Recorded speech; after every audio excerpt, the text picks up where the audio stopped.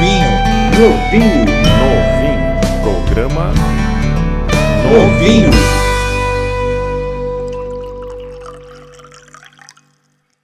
Está começando o programa Novinho. Eu, Regis Guelen, recebo aqui os jornalistas Beto Duarte, Breno Raigorodski e o nosso convidado Euclides Penedo Borges.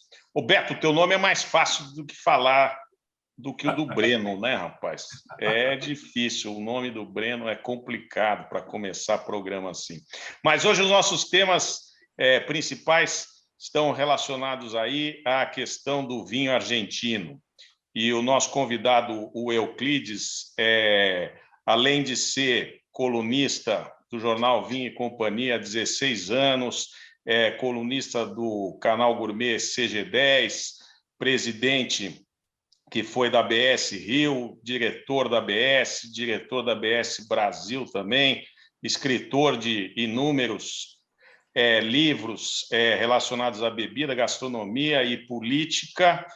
Ele também é produtor de vinhos lá na Argentina com os vinhos Penedo Borges. Então vamos conversar com ele, fazer um debate aqui com todo mundo. Euclides, bola quicando para você nesse nosso início de bate-bola aqui no programa Novinho. Bom, muito prazer de estar com vocês aqui.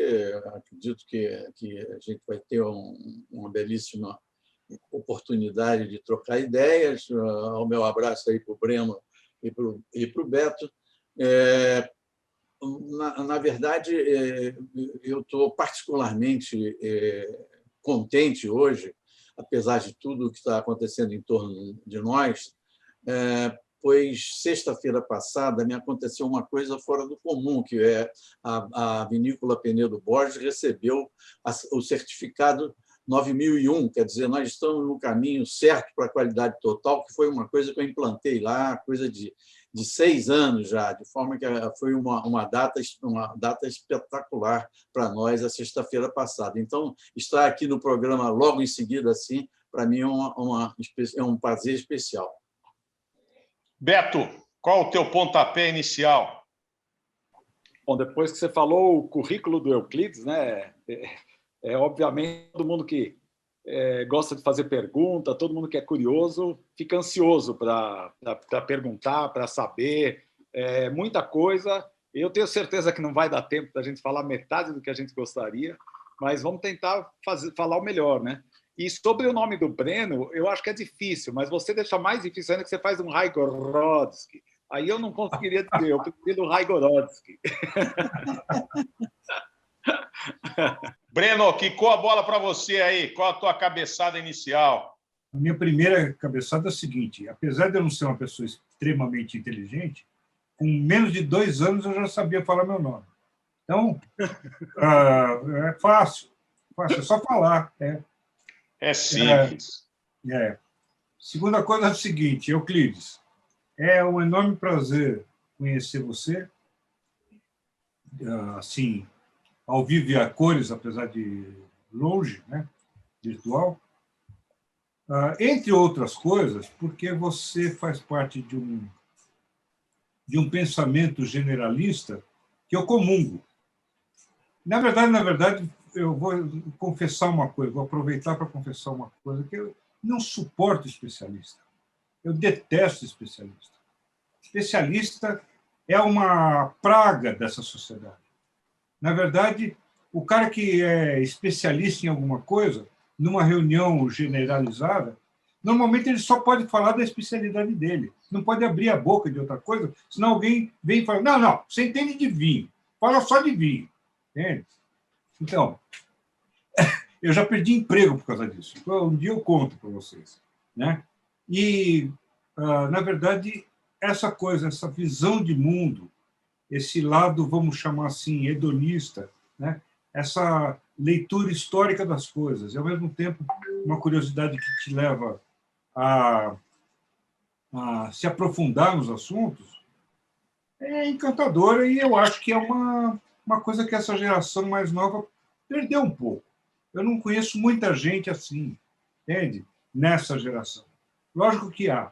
Mas eu queria começar fazendo esse tipo de comentário, assim, levantando essa bola. Você nem levantou, você já entrou de carrinho agora, né, Breno? Você já rasgou tudo. Bom, mas o nosso programa novinho está começando, a gente volta em 30 segundos após o nosso recadinho inicial. É muito importante que o garçom ou o maître leve e entregue a carta de vinhos aberta. Isso é um convite ao consumo.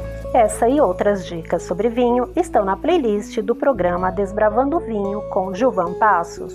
Como abrir melhor uma garrafa? Quando e como reprovar um vinho? As temperaturas ideais de serviço e muito mais. Confira no CG10, canal Gourmet. Então, nesse começo do programa novinho, vamos bater uma bola aí sobre os vinhos argentinos. Estamos aqui também, vamos provar hoje 2 vinhos da linha do Penedo Borges, o Malbec Shiraz, reserva, e também o Blend Expression, Gran Reserva. Ele está na pauta aqui, todo mundo está com o vinho aí nos seus respectivos postos e nós vamos prová-los aqui. Eu sempre ouço bastante a respeito dos vinhos argentinos, 2 visões, né? O iniciante gosta bastante do Malbec. E aí eu vejo muito especialista, que nem o Breno fala aí, uma pessoa que já está há mais tempo no mundo do vinho, ouço bastante algumas críticas ao vinho argentino e, sobretudo, à uva Malbec. Beto, o que você diz sobre isso? Que bola você bate aí com isso? Eu bato a bola que eu sempre bato com qualquer variedade, né? Não existe um Malbec, existem 1000 Malbecs, né?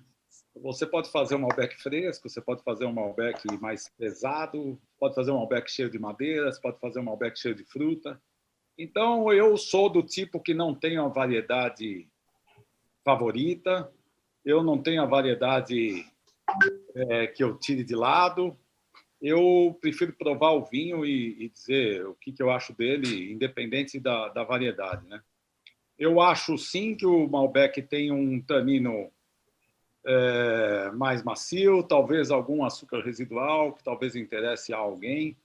E, no meu caso, eu provei grandes Malbecs e eu não tenho nenhum problema assim dizer que é do iniciante ou é do... Eu vejo grandes Malbecs, inclusive a Malbec e a Argentina, ela está muito à frente de todos os países do Novo Mundo. Aí, quando você fala no mercado internacional, né? No mercado internacional, a Argentina já chegou logo recebendo 100 pontos aí de revistas especializadas e tudo mais, e com Malbecs, né? Com Malbecs, esses grandes Malbecs aí que a gente conhece, sempre com pontuações altíssimas, diferentes do Chile, que é conhecido fora do Brasil como um país que produz vinhos bons e baratos. Não é o caso, obviamente, a gente conhece mais do que esses países, porque a gente está próximo. Então, tanto o Chile ou a Argentina, como tem grandes vinhos. Esses 2 que eu provei, achei bem interessantes, de forma geral. E o meu interesse maior é saber como que... O sonho de todo mundo que trabalha com vinho e não faz vinho é fazer o vinho, né?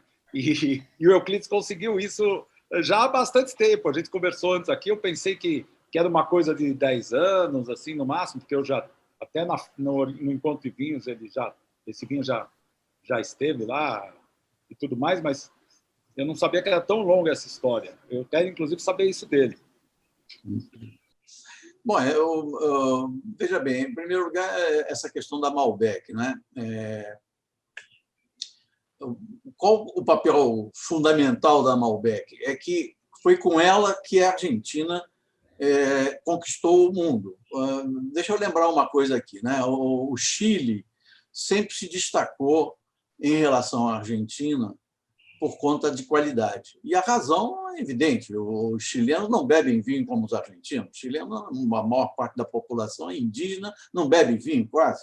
Então, tem um consumo per capita de vinho pequeno. O resultado é que, ao fazerem, desde o século XIX, seus vinhos, conseguiram se dedicar ao exterior. E, para se dedicar ao exterior, para se dedicar às exportações, tiveram que se ajustar em termos de qualidade, desde o início. A Argentina não teve isso. Com um consumo per capita muito alto, como teve, na faixa de 100 litros aí, em 1950, por aí. Então, não tinha essa história de se dedicar à qualidade. Sempre foi um vinho produzido em enormes volumes para o mercado interno. Isso foi até 1980, foi assim.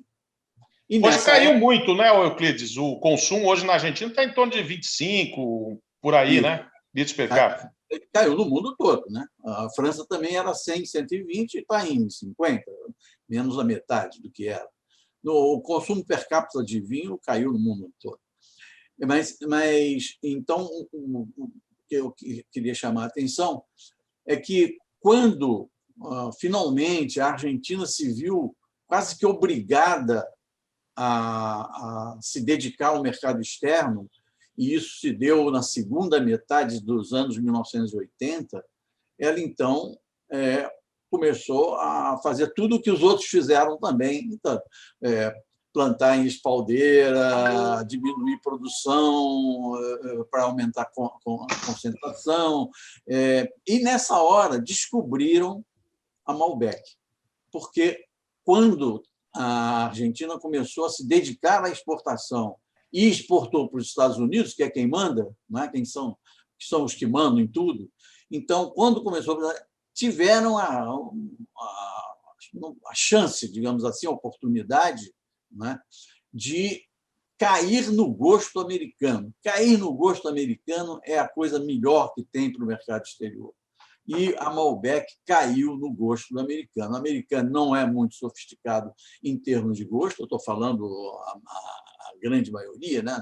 Claro que eu não estou me referindo àqueles 5% de sempre, mas a grande maioria, a Malbec é uma uva que dá um vinho fácil de beber, que dá um vinho que você bebe jovem, não precisa de igual Bordeaux de 20 anos para ficar no seu esplendor, não é? Então, com base nisso, a Malbec foi o carro-chefe da expansão argentina, que saiu muito atrás do Chile no mercado internacional. E foi dessa forma que a Malbec se transformou, então, na maior uva, na mais importante, na emblemática uva argentina. E apesar de não ter aquela sofisticação da Pinot Noir, nem ter aquela robustez da Cabernet Sauvignon, conseguiu um mercado importantíssimo, né, no mundo de hoje. E aqui no Brasil, quando se fala em vinho argentino, eu diria que 90% das vezes está se falando de Malbec, não é? Me lembro até que, quando começou, eu quis dar um toquezinho brasileiro ao Malbec argentino. E de que forma que eu fiz isso? Nós tínhamos nosso enólogo lá em Mendoza, né?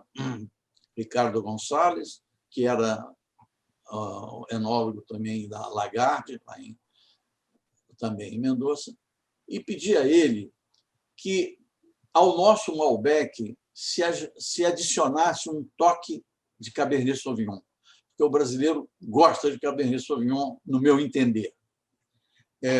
E que, ao Cabernet Sauvignon, desse um toque de Malbec. Qual é a mágica em torno disso? O Malbec ter 10% de Cabernet Sauvignon tira dele aquela exclusividade de aromas e sabores à fruta, que é isso que a Malbec tem, fruta, né? Particularmente ameixa, né? E começou a ter aquele toque um pouco mais verde, um pouco mais vegetal, um pouco mais florestal da Cabernet Sauvignon. E isso deu certo duplamente. Primeiro, porque o Brasil comprou nosso vinho à vontade, 40% do que nós vendemos vem para o Brasil.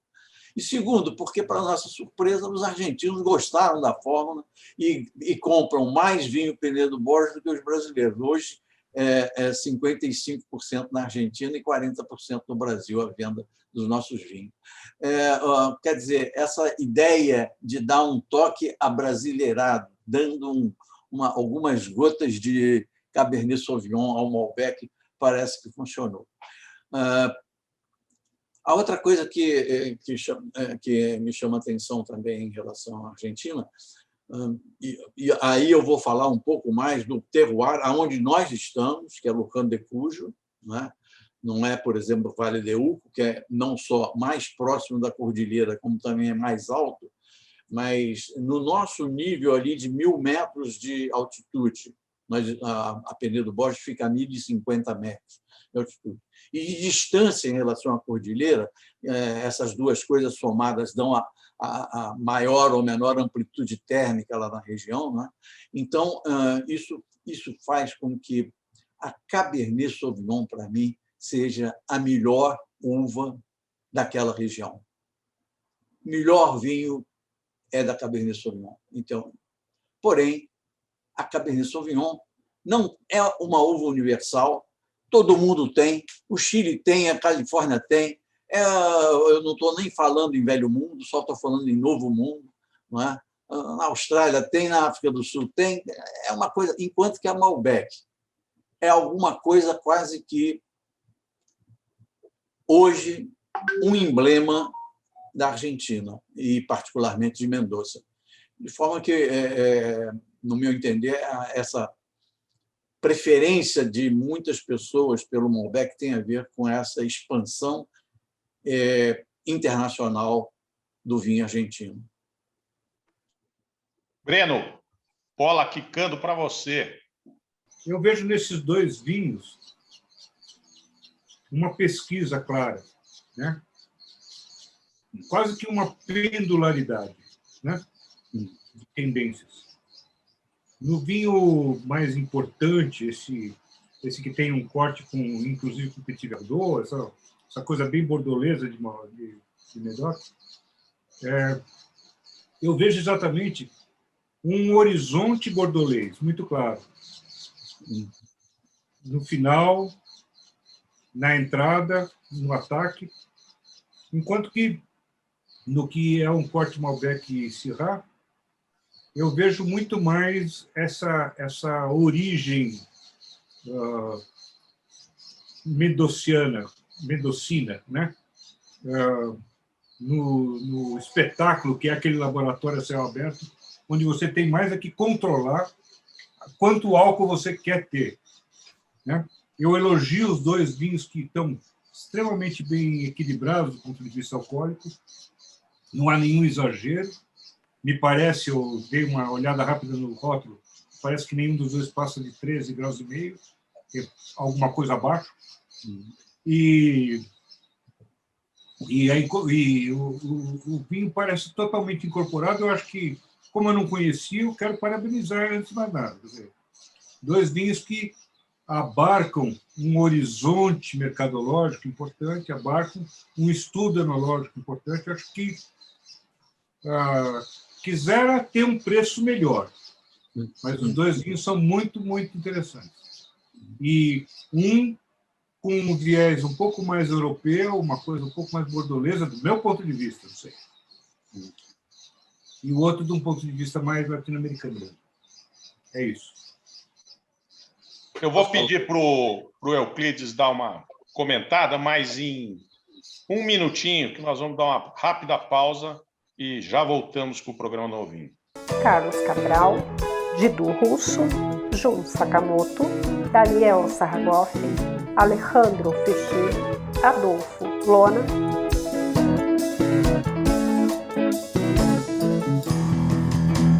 Grandes nomes da gastronomia e do vinho só poderiam estar entre câmeras. No revolucionário programa de entrevistas do CG10, Canal Gourmet. Então, voltamos aqui com o programa Novinho. O Euclides, eu acho que pode comentar um pouco das ponderações aí do Breno e também apresentar mesmo o vinho, contar um pouco sobre eles, o que cada um, qual foi a origem de cada um. Euclides? Queria chamar a atenção inicialmente de que nós temos, digamos assim, três inclinações em relação aos vinhos lá na Penedo Borges. Uma é do vinho varietal, nós temos, então, um Cabernet Sauvignon, temos um Malbec, depois do vinho de corte, no caso é o Malbec Syrah, esse que você acabou de apresentar aí, e o terceiro, um blend. O que se espera em termos filosóficos desse vinho? Bom, um Malbec varietal, é claro que a gente espera que seja um vinho que reflita as características da uva Malbec quando cultivadas no nosso terroir, no nosso sistema lá de altitude, terreno, solo e clima. Então, essa é a ideia de apresentar a Malbec na maneira como ela está cultivada na nossa região. A segunda é fazer desse Malbec alguma coisa com uma destinação definida. Então, por exemplo, para alguma coisa parecida com um assado com S só, que aqui no Brasil seria um grelhado, não é? O que seria interessante acrescentar à Malbec? Eu lembro que a Malbec é uma uva que tem como caráter principal a parte frutada, né? E também a outra, já foi adiantada pelo Beto aí, é o fato de que os taninos dela são relativamente doces e suaves, e, por conta disso, o vinho não precisa de muito tempo para se expressar. Então, a ideia era dar um pouco de condimentação à Malbec para que o resultado seja mais adequado para acompanhar grelhados. Então, foi nesse momento que nós falamos, e qual a uva que poderia condimentar a Malbec? A Syrah. A Syrah se destaca, como vocês sabem muito bem, não só pela sua cor escura pelo corpo, como principalmente por esse estilo condimentado, que tem apimentado, que tem a Syrah, e foi por isso que, então, nós ficamos com quantos por cento vamos colocar a Syrah para que a Malbec tenha um gosto, além do frutado, algo condimentado, ideal para acompanhar os assados e os grelhados. E a terceira hipótese é um pouco distante dessas. É que, em vez de expressar uma uva, como a Malbec ou a Cabernet Sauvignon, como nós já vínhamos fazendo há 14 anos ou 13 anos, de expressar o nosso terroir.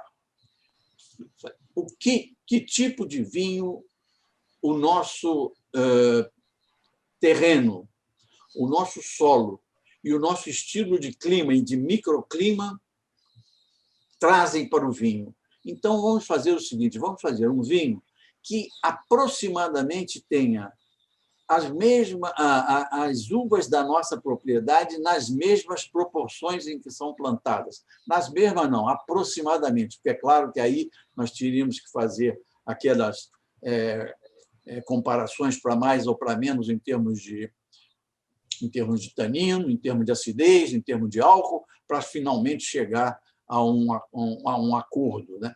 E o resultado, então, foi esse blend que vocês têm aí, um vinho tinto que tem na sua composição as 5 uvas tintas que nós temos: Malbec, Cabernet Sauvignon, Cabernet Franc, Verdot e mais uma, não estou lembrado agora, e com isso ter um conjunto expressando, não a Malbec, ele não tem uma expressão malbeciana, ele não tem uma expressão florestal como a Cabernet Sauvignon, mas sim um conjunto que diz no corpo, na acidez, no tanino, na longevidade e também na expressão em relação à harmonização com a comida, as características lá do Grand de Cujo. Só te completando, Euclides, Cabernet Sauvignon, Cabernet Franc, Malbec, Syrah e Petit Verdot. E faltou Syrah, é verdade. Faltou ele. Posso falar aqui, Regis? Lógico. Não, Euclides, eu queria saber qual é a tua participação efetiva em todo esse processo, né? Você mora no Brasil, você tem um enólogo ali trabalhando. Pelo que você falou agora há pouco, você participa bastante dessa questão do corte. Qual é a tua participação efetiva, sendo que muitas vezes a gente vê que enólogos às vezes não provam tão bem o vinho, né? E você é um profundo conhecedor, você sabe exatamente o que falta num vinho, que às vezes o enólogo não sabe, mas ele sabe fazer o que você pedir, né? Qual é a tua participação efetiva? E outra coisa que eu queria saber, aproveitando aqui, você colocou uma rolha Dian, né? Pouca gente sabe disso ainda aqui no Brasil, mas é uma rolha de alta tecnologia que impede que o vinho seja Bouchonnet. Eu já aproveitei para falar esses dois assuntos que eu estou com eles para falar aqui já e me dá uma vontade de perguntar logo. Engasgado. Quanto à rolha, foi um avanço realmente para nós. Tivemos alguns problemas com rolha no início, coisa 10 anos atrás, não sei o que, tudo. Então, começamos a ver a possibilidade para os vinhos abaixo de Gran Reserva, de colocar rolhas que fossem fossem imunes praticamente a botrites, né? Desculpe. PCA, essas dificuldades aí da rolha. Me esqueci o nome agora. Bouchonnet. Isso. PCA. Eu ia falar o nome do fungo. Mas PCA. Bouchonnet está bom. Então, o que aconteceu é que, em determinado momento, conseguimos adquirir esse tipo de rolha, e então dividimos um pouco entre as rolhas de cortiça puras, que deixamos para os vinhos mais de maior nível, Gran Reserva e Ícone, e usamos para os demais vinhos essa rolha especial, esse compensado, digamos assim, em que, como exceção, os nossos vinhos brancos e rosé, que passamos a usar a tampa de rosca, né? Então, ficou mais ou menos dessa forma. Agora, você antes tinha perguntado sobre a minha participação nisso tudo. Já foi muito maior do que é hoje, é claro. No início, quando nós estávamos ainda... Primeiro, eu ia quase 4 vezes por ano a Mendoza, né? Ia muito lá. Fazia, portanto, uma parceria com o nosso enólogo, dava minhas sugestões e tudo em relação a ele, e principalmente como membro da Associação Brasileira de Sommelier, fazendo as degustações, né? Realmente, a parte operacional da enologia, eu não tenho nem chance de me envolver, porque eu não sou enólogo, eu sou, de forma que isso eu entregava totalmente ao enólogo, né? Inclusive, o nosso enólogo era experiente e tudo. O atual está conosco há 7 anos, e antes tinha sido da Susana Balbo, né? Então, também tem alguma experiência. Mas o Ricardo tinha uma experiência de 20, 30 anos quando nós pegamos. Então, no início, a minha participação foi muito grande, não só pelo fato que eu estava muito presente lá em Mendoza, como também porque queria dar alguns palpites, não só no vinho, como na condução da empresa. E sobre isso, até posso lhe dizer uma coisa que eu acredito que nós fomos pioneiros lá, né? É que, como você sabe, os terrenos de Mendoza são de caráter aluvional, né? São resultantes da caída do terreno, minerais e tudo da Cordilheira dos Andes, que formaram aqueles terraços lá, né? Aquelas terraças. Então, a tendência da maioria das vinícolas argentinas de Mendoza é considerar que tudo é igual. Quer dizer, lá não tem esse negócio de uma vinícola tem um terreno, a outra vinícola tem outro terreno. É tudo a mesma coisa. Tudo é argilo-calcário, um pouquinho arenoso e com muita pedra, porque é dessa forma que se forma o terreno de aluvião. Então, havia essa tendência. Pois bem, eu, no meu livro, primeiro, meu livro de 2004, eu tinha escrito uma frase que era a seguinte: se você não conhece o terreno onde você está pretendendo cultivar suas uvas, esse cultivo vai ser uma roleta, vai poder dar certo ou não. Com base nisso, então, eu comecei a insistir em ver o que era o nosso terreno, o que existe nesse terreno. Então, nos últimos, inclusive com o primeiro engenheiro agrônomo, eu não consegui chegar a esse final, porque ele era insistente nisso. Não, todo é igual. Então, irriga tudo igual, fertiliza tudo igual, essa coisa toda. Muito bom. Finalmente, é uma coisa de, não sei, 6 anos, digamos, atrás, 7 anos, contratamos um novo engenheiro agrônomo, engenheiro Maiorga, e ele concordou, então, em fazer a chamada agricultura de precisão, no caso, viticultura de precisão. O que significa? Vamos ver cada uma das quadras que nós temos, cada uma delas com uma uva, e ver como é a permeabilidade dela. Quando chove, a chuva bate, penetra ou fica? Como é a presença de calcário? Como é a presença de argila em cada uma das quadras? Então, outra coisa, qual a necessidade de água em cada uma delas? Então, a partir daí, começamos a trabalhar por quadra, estabelecendo, temos que fertilizar mais nessa, menos naquela, temos que irrigar mais nessa, menos naquela, e com isso, então, estabelecemos um sistema quase que pioneiro de viticultura de precisão lá na nossa região. Então, acho que isso aí é importante, porque, na verdade, a qualidade é alguma coisa que dança na sua propriedade de acordo com o ano. Por exemplo, se tem lugares com mais permeabilidade do que outros, nos anos que chovem, aquela que tem mais permeabilidade é melhor. Nos anos que não chove, aquela que tem menos permeabilidade é melhor. Então, a qualidade fica dançando ali. Se você faz isso como nós... Bom, nós também podemos fazer isso porque somos pequenos.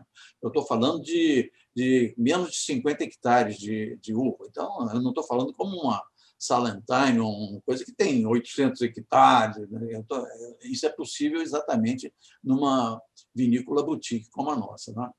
Eu e o Beto, a gente entrevistou no Canal Gourmet vários enólogos argentinos, né?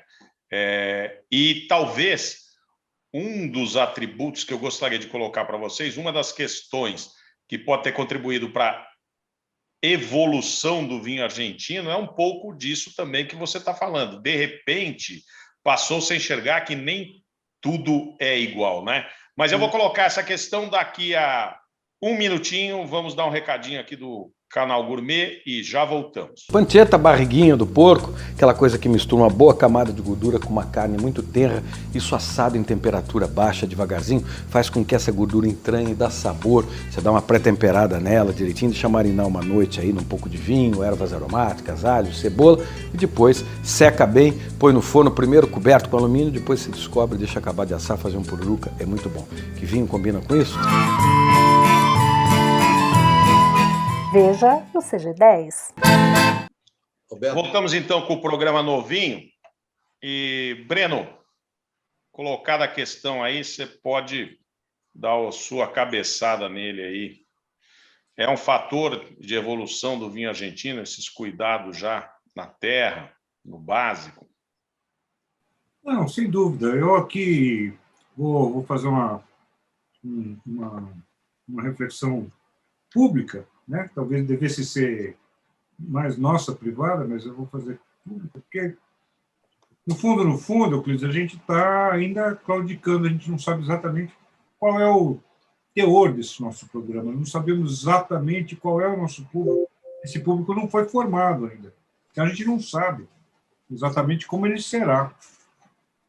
E eu fico preocupado um pouco com o grau de, vamos dizer, de aprofundamento que nós vamos ter em cada uma dessas atividades, resguardada a característica, a especificidade de cada um que estará conosco aqui, né?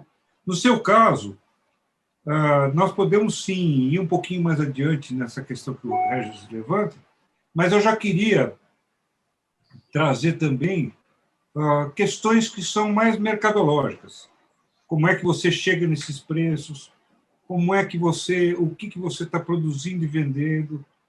Como é que o público está sentindo cada um desses seus produtos? Como é que você varia produto?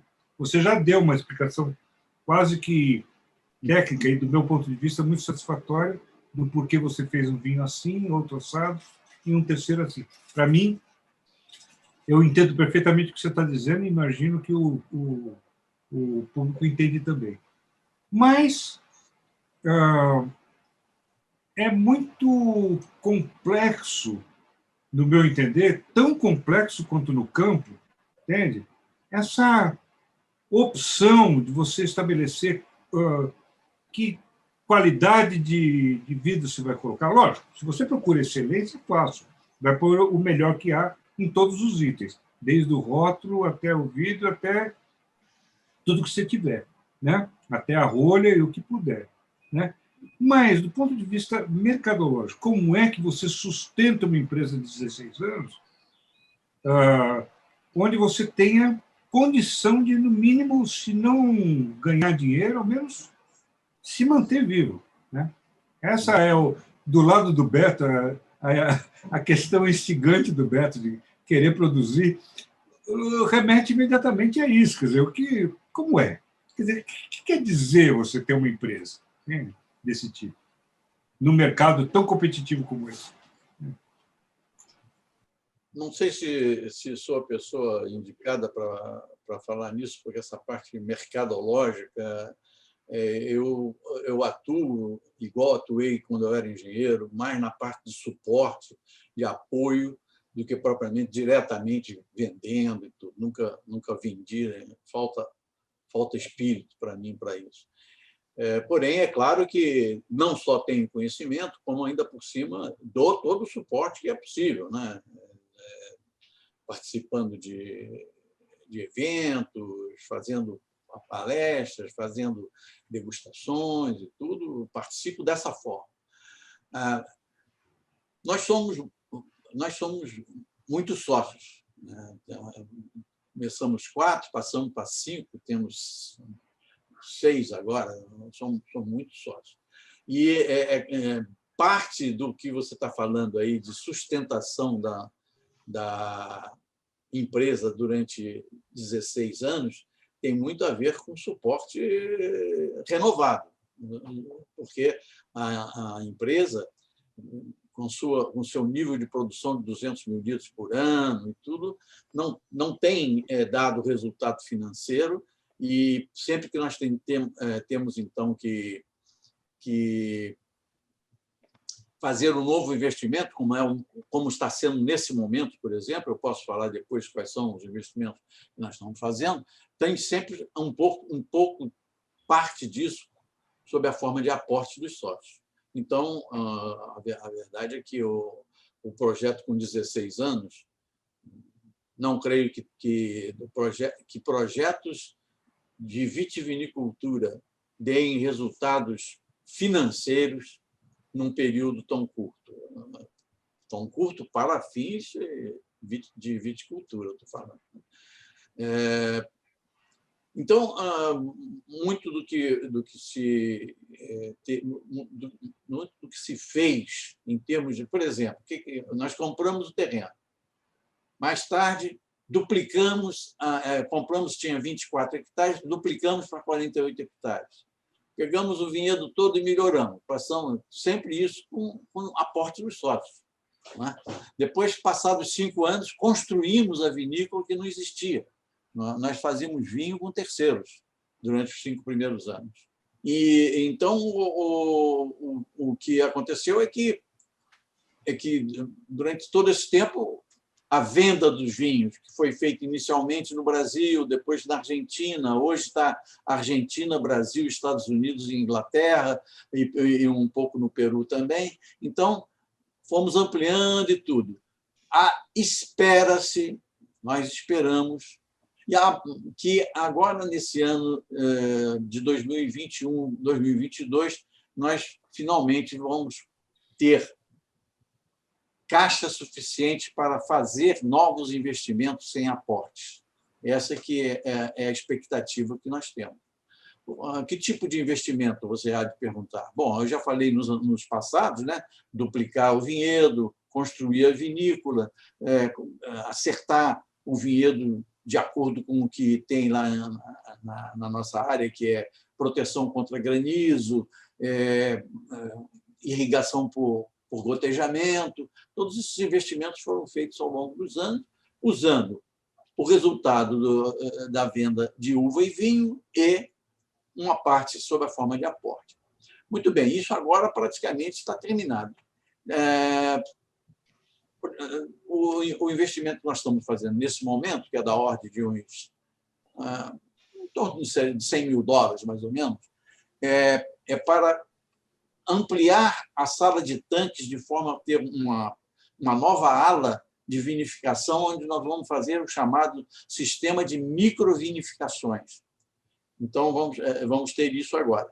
E a outra coisa é duplicar o nosso galpão de expedição. Está pequeno, já está dando trabalho, e, além disso, nós precisamos de mais espaço para a estocagem de garrafas. Então, por conta disso, nós estamos duplicando o nosso galpão, o nosso depósito onde se faz a expedição do vinho. Isso é o que está sendo feito agora, e, como eu falei, vai custar a bodega, lá, a vinícola, vai custar em torno de uns $100 mil. Parte disso vai ser coberto por aporte societário que a gente espera ou programou-se para ser o último, não ter mais. Então, como você vê, a sustentação financeira de um projeto de 15 anos na área de vitivinicultura parte pelo esforço de vendas, que é uma coisa muito ondular, sinoidal mesmo, uma coisa muito vai e vem. Um ano bom, um ano ruim, um mês bom, um mês ruim, uma coisa sem nenhum caráter de equalização. E com isso, então, o que eu estou falando é que chegamos, nesse momento do programa, na nossa fase de estabilização. É mais ou menos isso aí. Queria também, voltando à pergunta do Duarte, do Beto, que eu comecei, então, indo muitas vezes lá em Mendoza, nos primeiros anos, depois passei para 3 anos. Em 2017, 2018, mais ou menos, eu estava vendo 2 vezes por ano só, e ano passado não fui nenhuma vez, é claro, com a pandemia não tinha nem como ir, né? Então, a minha intervenção atual é realmente por diálogo, por WhatsApp e por e-mail, né?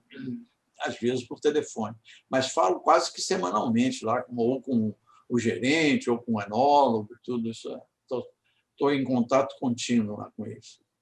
E antes de entrar nesse negócio, você já imaginava que é investimento a longo prazo, né? Porque a gente está acostumado a ver vinícolas novas ou empreendimentos novos e que a pessoa fala, olha, até tem uma brincadeira, né, que fala que esse cara era milionário, né, ou perdeu uma grande fortuna fazendo vinho, ou seja, alguma coisa parecida. Foi a primeira coisa que nos falaram. Foi a primeira coisa que nos falaram lá quando nós procuramos assessoria. Se você quer fazer uma pequena fortuna, gaste uma grande fortuna na vinicultura. Quer fazer uma pequena fortuna, gaste uma grande. E a parte de enoturismo lá, receptivo, você tem ali um hall social, deu para ver nas imagens que a gente projetou aí, um receptivo bonito e tal.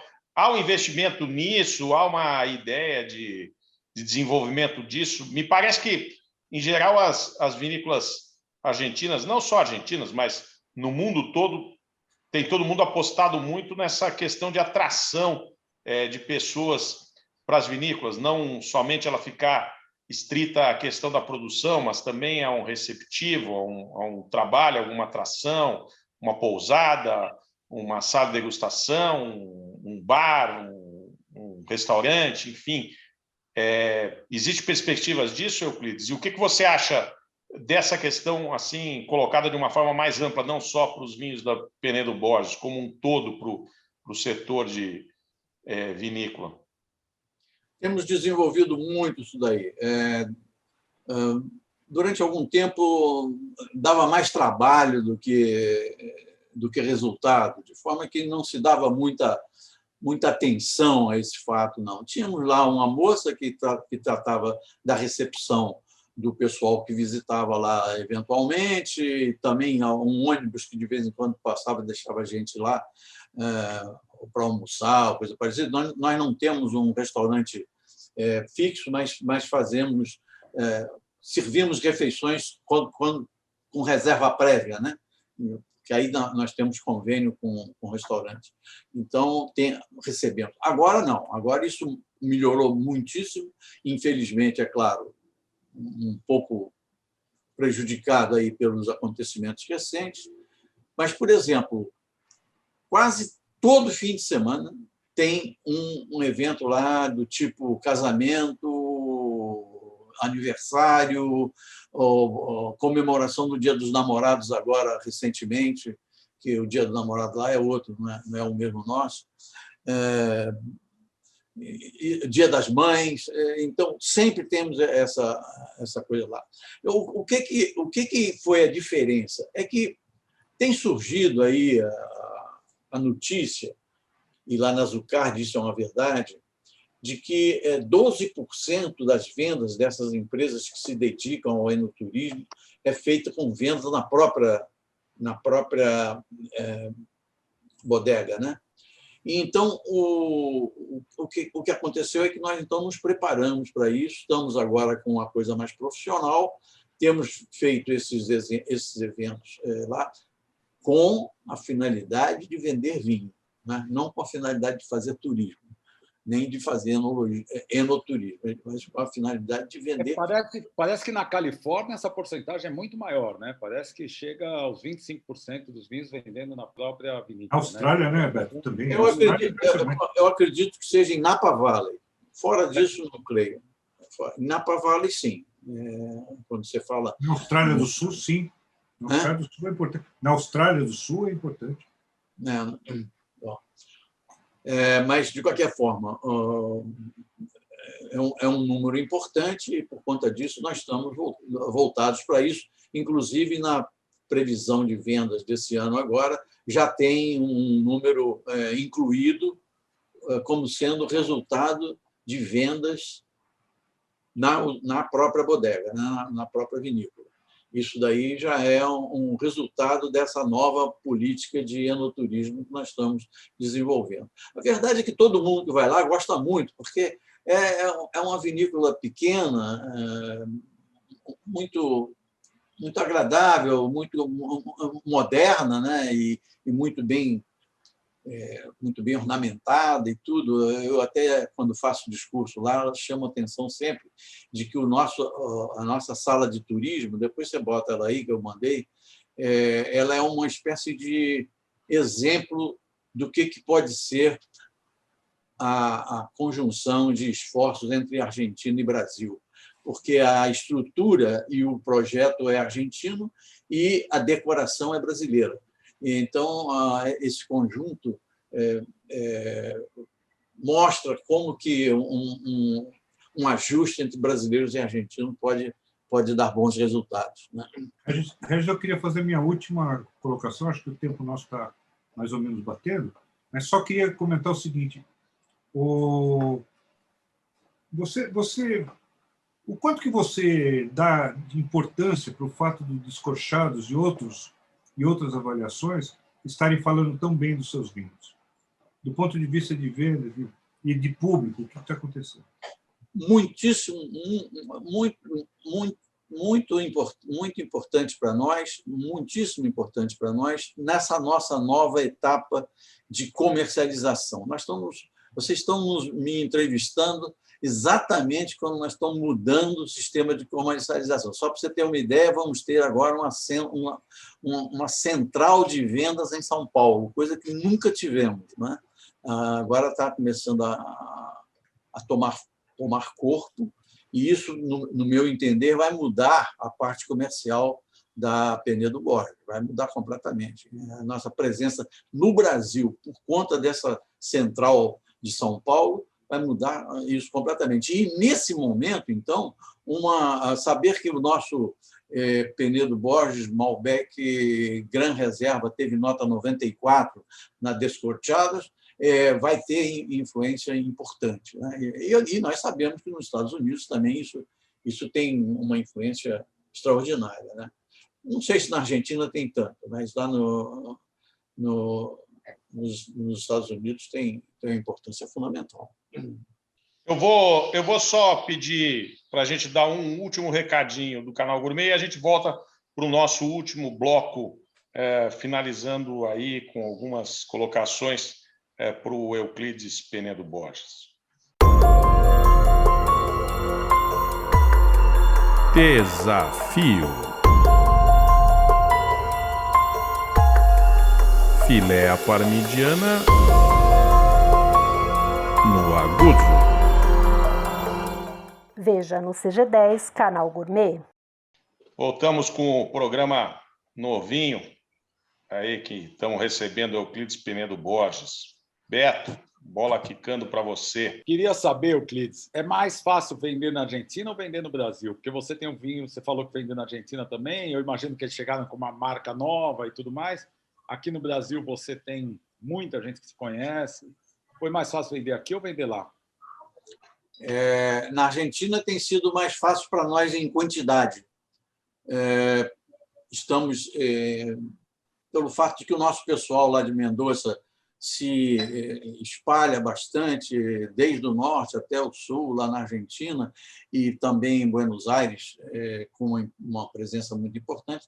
Então, eu diria que, em termos de facilidade, a Argentina tem sido mais fácil para nós, porém, isso é em quantidade, não é em resultado nem em preço. Quando fala em resultado e preço, você imagina aquelas inflações lá da Argentina, né? E aquela variação cambial que tem lá incrível, a gente não sabe como fazer um orçamento, queremos fazer alguma coisa em dólar, mas é quase que impraticável. Então, eu diria que aqui no Brasil temos tido alguma dificuldade, principalmente naquela questão da substituição tributária, que dizem que vai terminar agora em abril, não sei se é verdade. Eu acho que aí, nesse caso, nós vamos ter um pouco mais de facilidade. O resultado é que, aonde nós estamos, vendemos bem, que é aqui no Rio de Janeiro. Mas o Rio é um mercado limitado, comparado com São Paulo, não é nada, né? E, além disso, temos também nossa posição em Salvador, Bahia, porque um dos sócios é de lá, e lá tem uma vendedora muito esperta, onde vendemos bem. Então, quando fala em Brasil, nós temos facilidade no Rio e em Salvador. São Paulo, eu fico na expectativa de que, dentro de mais 1 ou 2 anos, nós estaremos muito melhor do que estamos. Hoje nós vendemos em 2 casas aí em São Paulo, mas eu acredito que, se eu perguntar a um paulista se já foi lá ou se já vendeu, ele não vai nem saber ainda, né? De forma que eu acho que a resposta, por enquanto, está melhor para nós. Está melhor, não. Está mais fácil para nós vender em volume na Argentina. Euclides, vamos relembrar, eu te conheci pessoalmente, você já era colunista do jornal Vinho e Companhia, e nós realizamos lá na Churrascaria Palace, no Flamengo. Ela está de pé ainda nessa pandemia? Conseguiu sobreviver? Não sei. Não sou capaz de dizer. Mas ela é bem antiga, ali no Flamengo, né? Bairro do Flamengo. Você é flamenguista também, não é? Você não é flamenguista? Não, eu não sou flamenguista, eu sou botafoguense. Botafoguense. Não, é que eu me lembro que tinha um jogo do Botafogo nesse dia e você é meio fanático e tal, então dava uma degustada e assistia um pouco do jogo do Botafogo, aquela coisa toda lá e tal.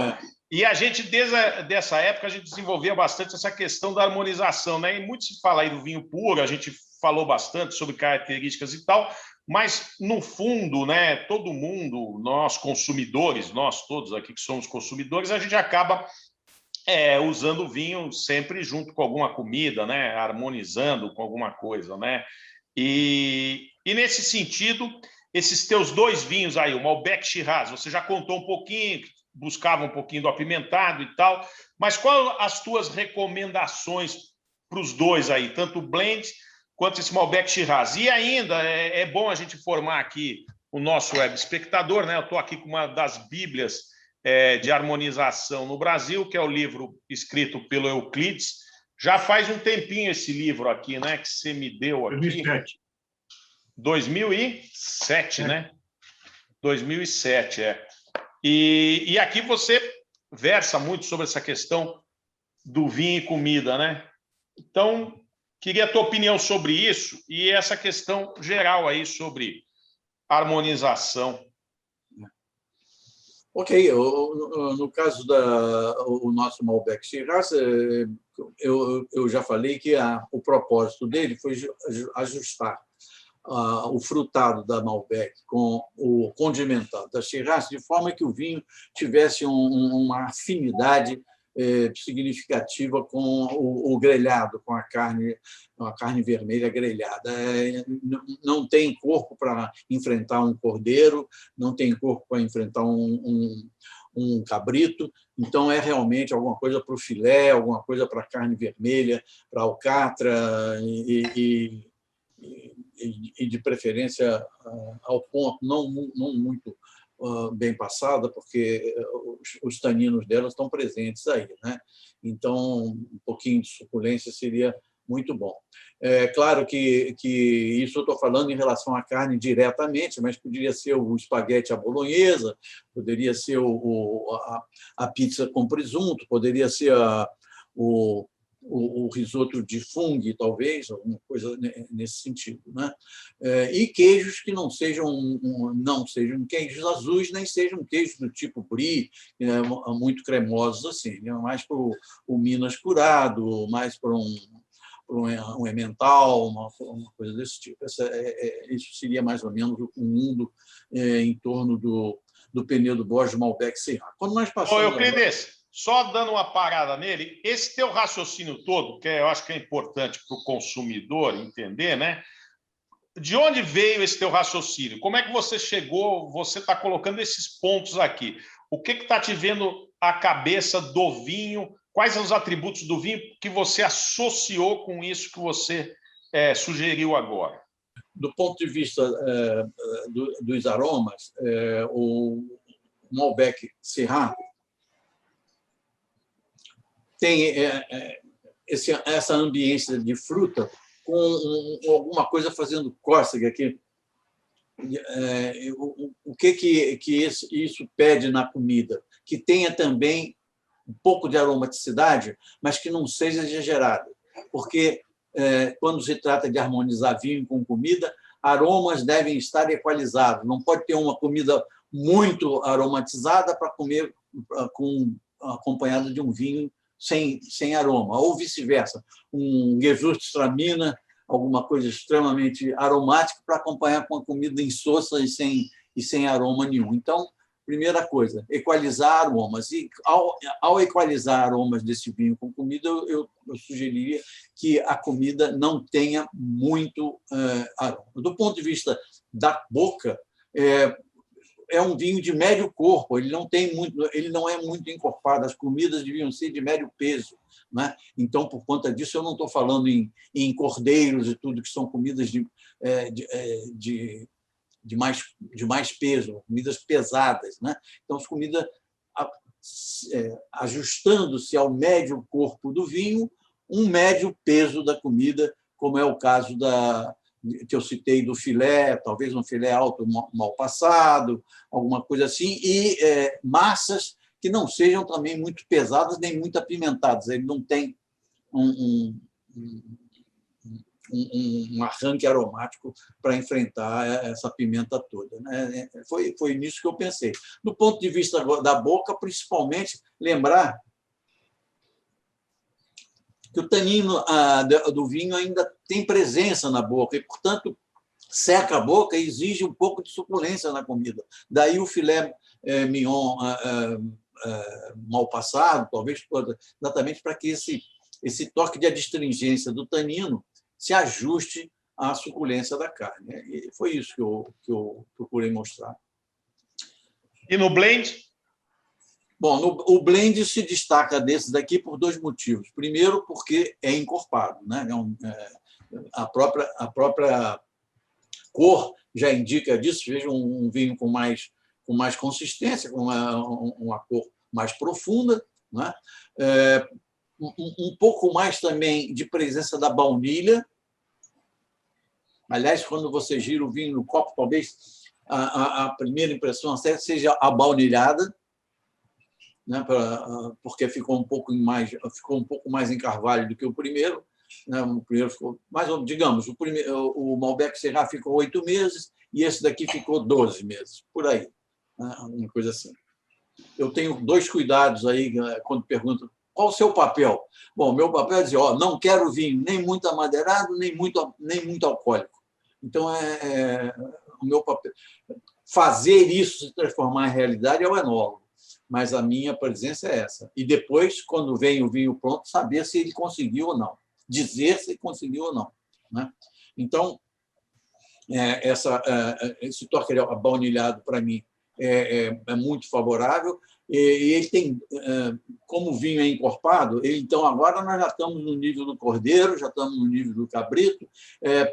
Quando se trata de massas, já podemos falar em massas mais sofisticadas, né? E quando se trata de risoto, também alguma coisa um pouco mais pesada, inclusive um pouco mais apimentada. E no queijo, essa parte quase que adocicada, que vai lembrar um grana padano, né? Aquele toque doce que tem no grana padano, não devido a açúcar nenhum, zero de açúcar, mas devido à gordura dele, né?